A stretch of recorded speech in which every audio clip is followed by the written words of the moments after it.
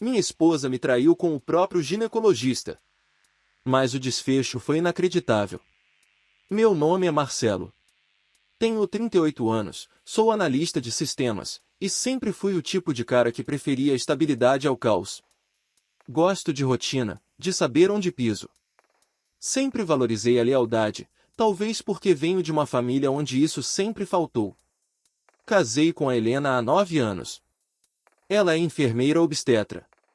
Inteligente, divertida, e sempre teve aquele tipo de beleza serena que não precisava chamar atenção para ser notada. Nos conhecemos num hospital, ironicamente, quando fui acompanhar minha irmã em uma emergência e Helena era uma das profissionais do plantão. Foi uma troca de olhares rápida, uma conversa leve, e o número escrito num pedaço de papel que eu guardo até hoje. Nos primeiros anos, ela era tudo o que eu achava que precisava.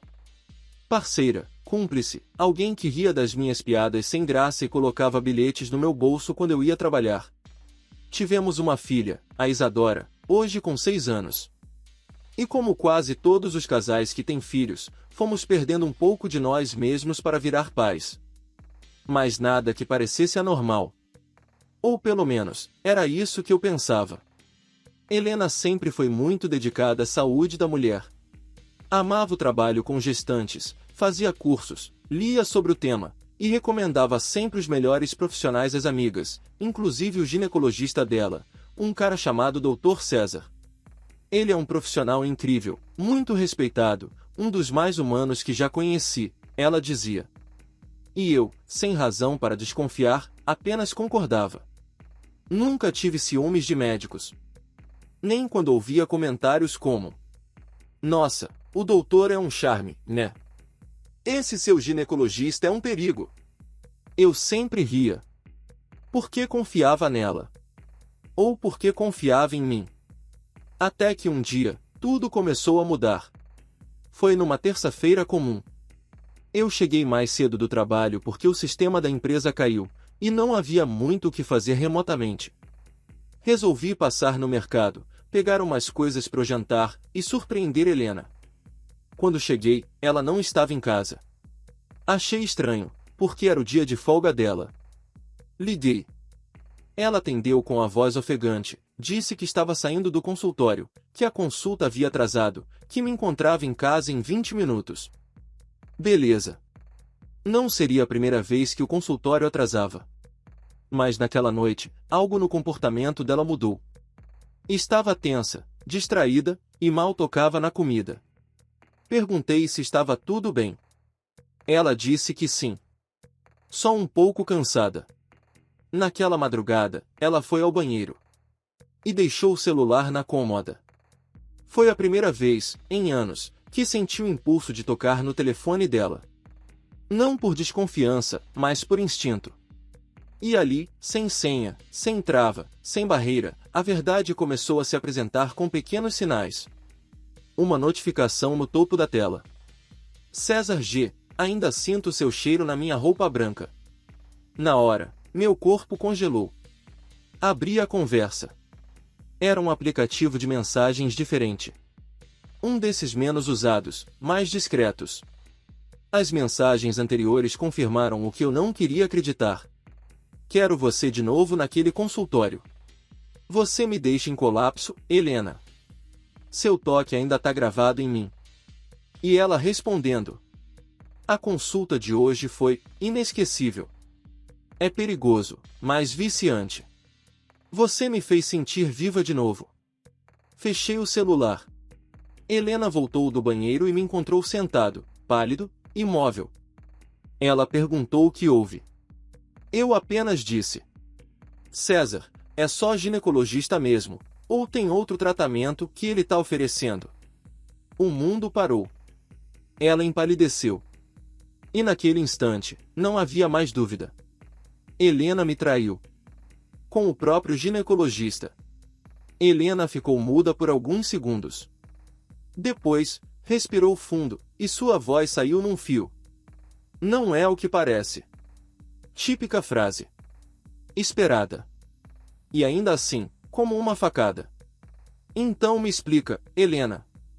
Por que o que eu li foi claro o suficiente? Ela sentou na beirada da cama, a cabeça entre as mãos, os olhos já marejados. Parecia mais assustada por ter sido pega do que arrependida por ter feito. Foi um erro, aconteceu uma vez, ou duas. Uma ou duas. Você tá me ouvindo?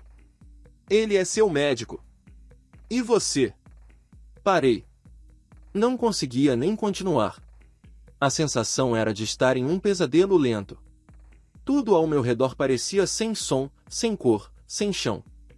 Você tem ideia do que isso significa, Helena? A quebra de tudo.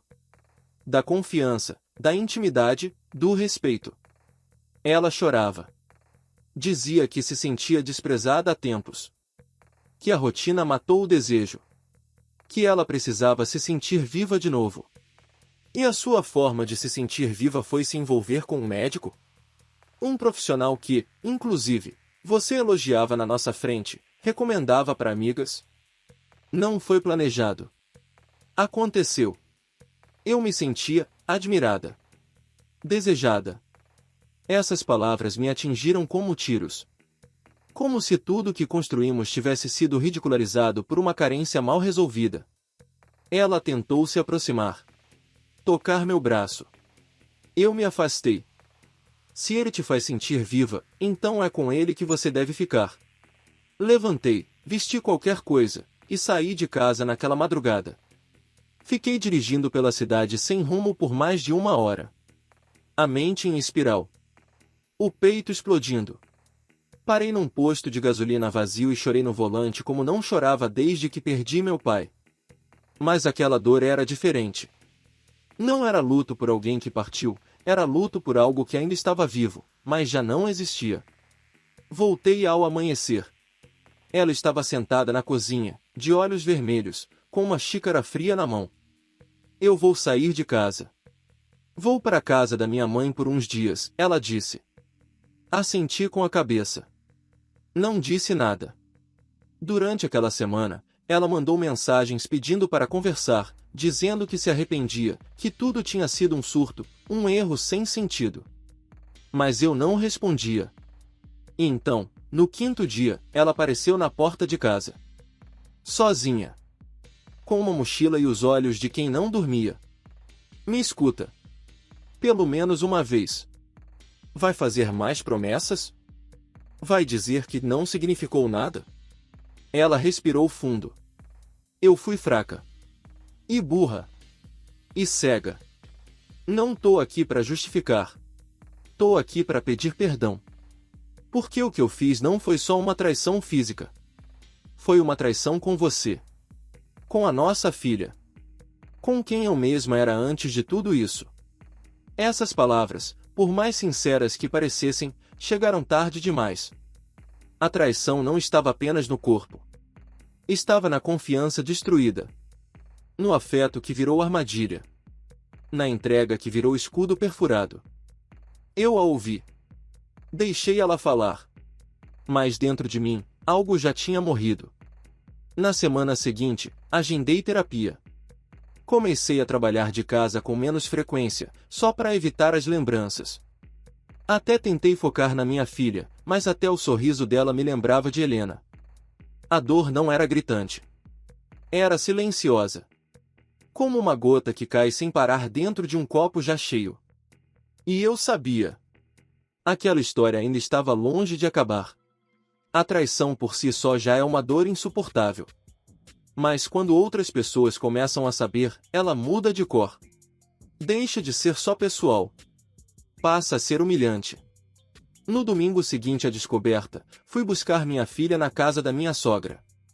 Helena estava lá, mas ficou afastada. A mãe dela, Dona Silvia, me recebeu com aquele olhar que mistura culpa, vergonha e compaixão. Marcelo, posso conversar com você um minutinho? Ela pediu. Fui até a varanda. Helena me contou. Não todos os detalhes, mas eu já sabia que ela andava diferente. Triste. Inquieta. Mas nunca imaginei. Ela pausou. Engoliu em seco. Só quero que saiba que estou com você. E que minha neta precisa de paz, mais do que qualquer explicação. Assenti. Mas por dentro, o sangue fervia. Porque, mesmo com o apoio dela, aquela traição não era só entre dois adultos. Minha filha, mesmo sem entender, já sentia. Ela perguntava: Papai, por que a mamãe não dorme mais em casa? A mamãe tá triste comigo? E eu precisava mascarar a dor com palavras leves. A mamãe tá na casa da vovó para descansar. Às vezes os adultos precisam de um tempo. Mentira. Mais necessária. Do lado da minha família, as reações foram mais diretas. Meu irmão, ao saber, explodiu. Com o ginecologista, Marcelo? Com o médico dela? Isso não é só traição, é desrespeito em grau máximo. Minha mãe chorou. Disse que sempre sentiu algo estranho na proximidade exagerada entre Helena e esse tal de César, mas que nunca quis interferir. E agora, o que você vai fazer, filho? Eu não sabia. Divórcio parecia óbvio. Mas havia algo dentro de mim que ainda gritava. Não é possível que isso esteja acontecendo. No meio dessa tempestade, um detalhe me inquietava mais do que todos. Quem era esse homem? Esse tal de Dr. César? Fiz uma busca básica. Clínica de luxo. Especialista em saúde íntima da mulher. Casado. 2 filhos. Atende artistas e influenciadoras. Instagram repleto de frases sobre ética médica e respeito à paciente. Hipocrisia tem nome e CRM. Tive vontade de ir até o consultório dele. Olhar na cara dele e perguntar o que o levou a se aproveitar de uma paciente vulnerável, casada, mãe de uma criança pequena. Mas o que isso resolveria? Ele negaria. Ou pior, agiria com arrogância, como fazem os covardes que vestem jaleco para esconder o caráter. Helena me mandava mensagens todos os dias. Longas. Confusas. Arrependidas. Pediu para voltarmos à terapia de casal. Disse que precisava tentar, nem que fosse para ouvir de mim que era tarde demais. Fui. Não por ela. Mas porque eu precisava entender onde eu tinha me perdido no caminho. Se havia algo em mim que causou aquilo. Soiler, não havia. A terapeuta foi direta. A responsabilidade de uma traição nunca é de quem foi traído. O que existe, no máximo, é o silêncio acumulado de 2 pessoas que pararam de se ver. Helena confessou tudo durante a sessão. Começou com elogios. Depois vieram toques mais demorados, mensagens fora do consultório. E eu, em vez de cortar, cedi. Fui fraca. Me deixei levar por uma adrenalina que mascarava o vazio. Ela chorava. Eu não. Não tinha mais lágrimas. Só restava uma frase martelando dentro de mim. Você destruiu a casa que a gente construiu com nossas próprias mãos.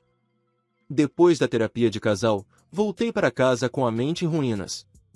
Nada do que foi dito apagava o que eu havia lido. As mensagens, os toques mais demorados, as consultas que duravam mais do que o necessário. Cada palavra da confissão dela parecia ganhar peso novo na minha mente. Eu fui fraca. Queria me sentir viva. Era adrenalina. Eu revivia tudo, como se estivesse tentando costurar uma história furada com linhas rasgadas. Mas naquela noite, algo mudou. Fui até o quarto da minha filha e a encontrei dormindo com um desenho em mãos. Nele, ela havia desenhado uma casa, com 3 figuras de palito. Uma delas estava longe das outras, com uma nuvem cinza sobre a cabeça. No verso, com letras desajeitadas, estava escrito: Queria que a mamãe voltasse para casa feliz. Chorei em silêncio. Porque até o olhar inocente de uma criança sabia que algo tinha morrido ali. E que voltar não era sobre perdoar, mas aceitar conviver com a cicatriz aberta. No dia seguinte, fiz o que vinha adiando há dias. Conversei com um advogado. Não por impulso, mas por necessidade de paz. Queria saber quais eram meus direitos. Como ficaria a guarda da nossa filha? A partilha dos bens. Os caminhos possíveis. O advogado me ouviu com atenção. Depois me olhou, sério, e disse: Você ainda a ama? Demorei alguns segundos. Eu amo o que a gente foi. Mas não consigo mais amar alguém que mentiu olhando nos meus olhos.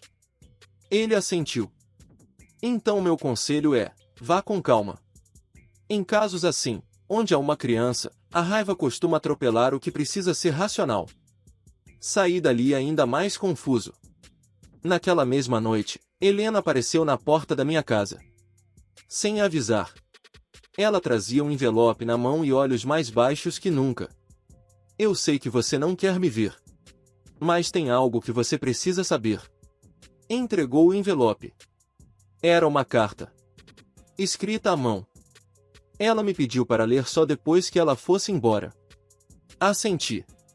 Ela me olhou mais uma vez, como quem implora por uma migalha de esperança, e saiu. Sentei no sofá, com a carta nas mãos. Permaneci assim por minutos. Até que abri. As primeiras linhas diziam: Asterisco Marcelo, talvez essa seja a última vez que você me ouve. Eu entendo se for. Eu quero que saiba que o que eu fiz não tem desculpa. Mas também não foi apenas sobre desejo ou ego. O que aconteceu com César foi errado. Mas também foi resultado de uma fragilidade emocional que eu escondi por muito tempo. Eu estava em depressão. Me sentia invisível. E não soube como pedir ajuda sem parecer fraca. Eu sei que perdi você. Fui até a sede da Comissão de Ética Médica com o estômago virado. Nunca imaginei me ver envolvido em algo assim. Fui recebido por uma médica e um advogado da instituição. Ambos sérios, discretos, mas visivelmente incomodados com o que tinham em mãos. Senhor Marcelo, obrigado por comparecer. Estamos investigando o Dr. César Gomes após o recebimento de 3 denúncias formais, inclusive uma recente, de sua esposa, Helena. Assenti. Eles continuaram. As denúncias têm em comum o início de relações extraconjugais que nasceram dentro do consultório. Todos os relatos apontam para um padrão, abordagens sutilmente sedutoras, elogios fora de contexto, mensagens após o expediente e consultas longas com pouca necessidade clínica. Engoli em seco. Nós estamos colhendo o máximo de informações possíveis. Nenhuma paciente será exposta, mas os relatos são cruciais para processar a conduta ética e, possivelmente, jurídica do profissional. Assinei um termo confirmando que fui informado da denúncia da Helena e que estava ciente da investigação. Saí de lá com um peso diferente. Ainda sentia a raiva dela. Mas agora, surgia algo mais complexo, a consciência de que ela também havia sido, em parte, vítima. Sim, ela escolheu errar. Mas foi manipulada por alguém que abusava do prestígio, do poder e da confiança que a profissão impunha. Voltei para casa naquela tarde, sentei no sofá, e fiquei encarando o teto por horas. Lembrei das noites em que ela chegava diferente, dos dias em que se dizia exausta, mas não explicava por quê. E me dei conta. Eu não a perdi para outro homem. Eu a perdi para um processo de esvaziamento emocional que nem ela entendeu enquanto vivia. Ainda assim, isso mudava o passado? Não. Mas talvez pudesse mudar o futuro. Helena me mandou uma última mensagem naquela noite. Se quiser conversar, estarei no parque amanhã. O mesmo banco onde você me pediu em casamento. Por algum motivo que nem eu entendi, fui. Cheguei no fim da tarde. Ela estava lá. Com uma blusa leve, os cabelos soltos, e o mesmo olhar de quem havia chorado mais do que dormido. Sentei ao lado dela. Nenhuma palavra por alguns minutos. Até que ela falou. Você sabe que eu não espero nada. Nem perdão. Mas precisava olhar nos seus olhos uma última vez e agradecer. Agradecer pelo quê? Por não ter me exposto. Por cuidar da nossa filha mesmo com o coração partido. Por me deixar aprender, mesmo quando você tinha todo o direito de me virar as costas. Ela respirou fundo.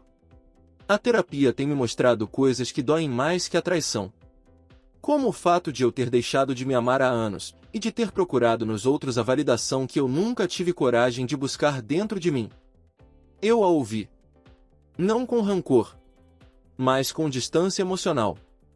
Helena, eu não te odeio. Mas também não consigo mais caminhar ao seu lado como antes. A fratura foi muito profunda. Ela sentiu. Fechou os olhos, segurando o choro. Eu sei. E aceito. Nos despedimos ali. Não com beijo.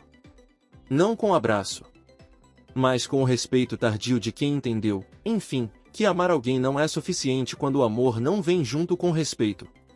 O divórcio foi assinado 2 meses depois daquele último encontro no parque.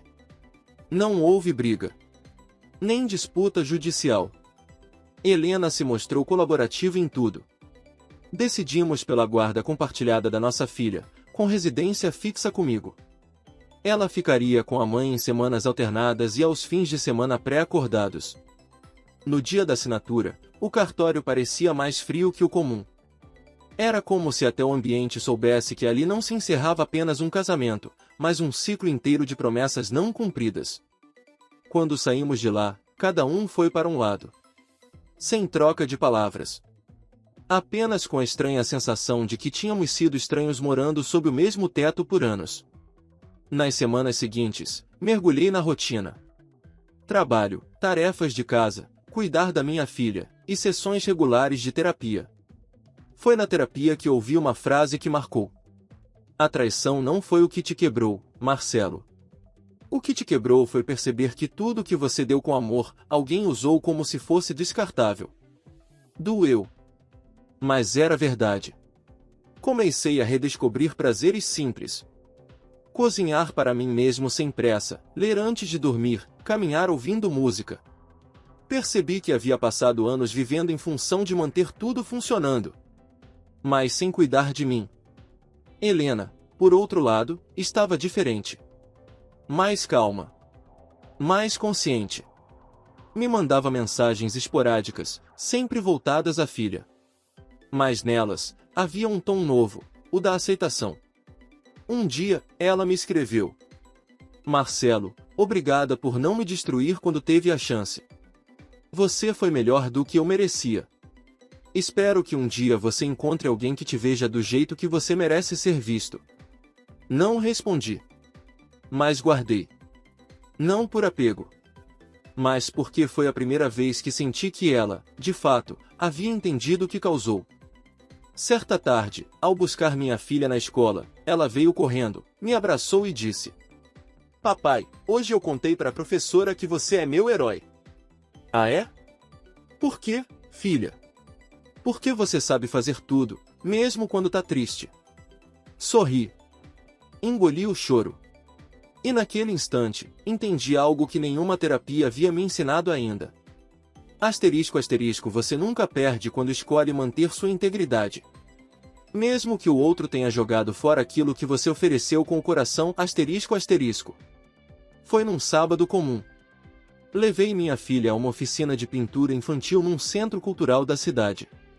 Enquanto ela brincava, resolvi dar uma volta no espaço e tomar um café no saguão. E foi lá que eu a vi. Não a Helena, mas uma figura do passado, Letícia, uma colega da faculdade que eu não via há pelo menos 15 anos. Ela estava diferente, os traços mais maduros, o cabelo mais curto, e aquele mesmo olhar atento que sempre teve quando ouvia alguém falar. Letícia cursou psicologia comigo no mesmo prédio, e embora tivéssemos conversado algumas vezes, nunca passamos disso. Mas sempre houve uma simpatia recíproca. Ela me reconheceu primeiro. Marcelo. Letícia. Uau, quanto tempo! Conversamos como velhos conhecidos. Ela contou que agora era psicóloga clínica, dava palestras sobre relacionamentos abusivos e fazia parte de uma ONG voltada para mulheres vítimas de violência emocional. Você parece mais sério do que na faculdade, ela brincou. Sorri de canto. A vida aconteceu. Não entrei em detalhes. Mas ela percebeu algo. Sempre foi observadora. Trocamos contatos. Ela me abraçou antes de sair. Foi muito bom te ver. E se quiser conversar, sem café, só conversa, sabe onde me achar. Algo naquela conversa mexeu comigo. Não pela possibilidade de algo amoroso, mas pela lembrança de quem eu era antes de tudo. Antes da dor. Antes da traição. Antes da culpa por algo que eu não causei. Nos dias seguintes, Letícia e eu trocamos algumas mensagens. Amistosas. Respeitosas. Leves. E então, numa noite qualquer, ela me mandou uma pergunta direta. Você acha que já perdoou? Demorei para responder. Mas fui honesto. Não sei. Acho que perdoei pela metade. Não tenho raiva. Mas ainda tenho lembranças que doem. Então você tá no caminho. Aquilo me tocou. Percebi que o perdão não precisava vir de uma vez. Ele podia ser um processo. Uma construção lenta. Talvez eu nunca voltasse a confiar 100% em alguém. Mas talvez, esse percentual pudesse subir com o tempo. Helena, por sua vez, parecia ter encontrado um novo ritmo. Voltará a trabalhar, agora como parte de uma equipe hospitalar, sem vínculo com o consultório anterior. Continuava na terapia, e nas poucas vezes em que conversávamos por causa da nossa filha, o tom era diferente. Sem peso. Sem tentativa de retorno. Apenas paz entre dois que sabem que não voltarão a ser o que foram. Um mês depois, levei Letícia para tomar um vinho em casa. Nada de clima forçado. Nada de pressa. Conversamos por horas. Rimos. Dividimos silêncios. E quando ela foi embora, ela disse algo que ficou. Eu não sei se você tá pronto para algo novo. Mas mesmo se não estiver, saiba que foi bonito te ver vivo de novo. Na semana seguinte, levei minha filha para dormir na casa da minha mãe. Ela estava animada, adorava os fins de semana com a avó, e eu precisava daquela noite livre. Letícia e eu havíamos combinado de sair. Dessa vez, algo mais simbólico, um show de 10 num bar intimista que ela adorava. Cheguei um pouco antes. Ela apareceu com um vestido simples, mas com um sorriso que iluminava o lugar. Diferente de tudo que vivi com Helena, com Letícia eu não sentia urgência. Era uma conexão sem pressa, sem expectativa sufocante. Durante o show, ela tocou meu braço suavemente. E disse, quase sussurrando: Sabe o que eu mais admiro em você? Sorri, curioso. Sua calma. Mesmo tendo passado por tanto, você não deixou o amargor dominar. Fiquei em silêncio. Porque por dentro, eu sabia, a calma não era natural. Era construída todos os dias em cima dos cacos que sobraram. Depois do show, fomos caminhar pela avenida principal da cidade. Estava frio, mas agradável.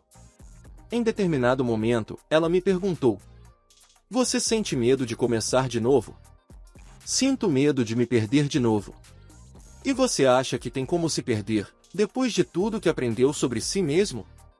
Parei. Respirei fundo. Era a primeira vez que alguém virava a pergunta de forma tão honesta. Talvez agora eu saiba voltar para mim mais rápido. Ela sorriu. Segurou minha mão. Então você já está pronto. Mesmo que não saiba. No domingo, fui buscar minha filha na casa da Helena. Ela veio correndo, me abraçou com aquela empolgação que só criança tem. Antes de ir, Helena me chamou discretamente. Ela falou de uma moça. Letícia, né? Assenti. Ela perguntou se eu ficaria triste se você tivesse uma nova amiga. Eu disse que não. Disse que você é um pai incrível e que merece ser feliz. Fiquei surpreso com a maturidade dela. Obrigada, respondi. Se algum dia ela for fazer parte da vida da nossa filha, quero que seja alguém como você, que respeita o tempo do outro. Helena e eu não éramos mais casal. Mas finalmente parecíamos adultos saudáveis criando juntos uma criança em paz. Naquela noite, depois de colocar minha filha para dormir, sentei na varanda. Olhei para o céu e me permiti algo novo. Não lembrar da dor como parte da minha identidade. Sim, eu fui traído. Sim, fui destruído emocionalmente. Mas aquilo não me definia. O que me definia era o que eu fiz com os estilhaços. O modo como fui pai, mesmo em meio à tempestade. O modo como reconstruí minha rotina. O modo como escolhi não devolver ao mundo a mesma dor que recebi. Os dias com Letícia foram se tornando frequentes. Nada dramático. Era natural. Quase leve demais para quem já havia passado por tanto. Ela conheceu minha filha de forma gradual, respeitosa. Trouxe livros, ajudou com tarefas, nunca tentou ocupar o lugar de ninguém. E foi aí que percebi, há amores que não chegam para substituir, mas para iluminar o que estava apagado. Helena soube, e apesar da leve tensão inicial, ela agiu com maturidade. Ela parece ser uma boa pessoa. E a nossa filha gosta dela, isso é o mais importante. O respeito entre nós se tornou a ponte que faltava. Não havia mais rancor. A dor não havia sumido. Mas tinha perdido o controle sobre minha vida. Em uma sexta-feira de tarde, recebi uma notificação que me fez congelar. Mídia local, médico ginecologista investigado por conduta antiética tem CRM cassado. Era ele. Dr. César. O homem que cruzou a linha com minha esposa e com outras mulheres. A matéria revelava que a investigação comprovou o padrão de assédio disfarçado de profissionalismo. Depoimentos anônimos e evidências de mensagens comprometedoras levaram à cassação do registro médico. Helena me ligou pouco depois. Viu a notícia? Vi. Parte de mim sente alívio. Parte sente vergonha de ter participado disso. Você fez o que precisava, Helena. Que bom que teve coragem. Não era perdão. Era reconhecimento da verdade. Alguns dias depois, Letícia me chamou para jantar em casa. Ambiente simples, música baixa, vinho na taça. No meio da conversa, ela me olhou nos olhos e disse: Se um dia você pensar em amar de novo, me inclui nesse plano. Fiquei em silêncio por alguns segundos. E respondi: Já te incluí, Letícia. Só não sabia como te contar. Nos beijamos. Sem pressa. Sem medo. E pela primeira vez em muito tempo, aquele gesto não trazia comparação com o passado. Era só presente. Naquela noite, escrevi uma carta. Não para entregar, mas para encerrar dentro de mim um capítulo. Asterisco Helena. A dor que você me causou foi real. Mas eu escolho não viver nela. Escolho agradecer o que tivemos de bom, aprender com o que foi ruim, e caminhar em paz. Nossa história termina aqui. Mas o que construímos com amor, nossa filha, será para sempre o elo de respeito entre nós. Asterisco. Dobrei a carta, guardei numa caixa com outras lembranças, e respirei fundo. Fechar ciclos dói. Mas permanecer em portas entreabertas, dói mais. Hoje, ao olhar no espelho, vejo um homem que não é mais o mesmo. A dor me moldou, sim. Mas não como cicatriz, e sim como prova de que sou capaz de recomeçar mesmo depois de ser despedaçado. Helena seguiu o caminho dela. Acredito que aprendeu. Mais do que isso, espero que tenha aprendido. Não carrego ódio. Não desejo o mal. Só compreendi que algumas pessoas são capítulos, e não a história inteira. Letícia, por outro lado, se tornou mais do que uma presença doce. Ela foi âncora. Foi abrigo. Me ensinou que dá para amar de novo, com respeito, cuidado e sem o medo de ser traído por quem deveria te proteger. Minha filha, com sua luz inocente, foi minha força diária. A forma como ela lidou com a separação, com as transições, com os silêncios. Me ensinou que as crianças sentem tudo, mas que o amor genuíno é capaz de equilibrar qualquer abalo. Aprendi a me amar de novo. A não me culpar por algo que eu não causei. A aceitar que, às vezes, o erro do outro nada tem a ver com nossa falta, mas sim com o vazio que o outro nunca teve coragem de encarar. E se você está ouvindo ou lendo isso agora? Se foi traído. Se sentiu insuficiente. Se foi quebrado por alguém que você amava. Entenda uma coisa. Você não é o erro do outro. Você não é a dor que te causaram. Você é o que faz com o que restou. E você pode, sim, transformar o fim em renascimento. Se essa história tocou seu coração, se inscreva no canal Confissões do Reddit. Deixe seu like, compartilhe com alguém que precisa ouvir isso hoje. E lembre-se, você pode recomeçar. E o recomeço não precisa pedir desculpas para ninguém. Até a próxima história real. Até o próximo renascimento.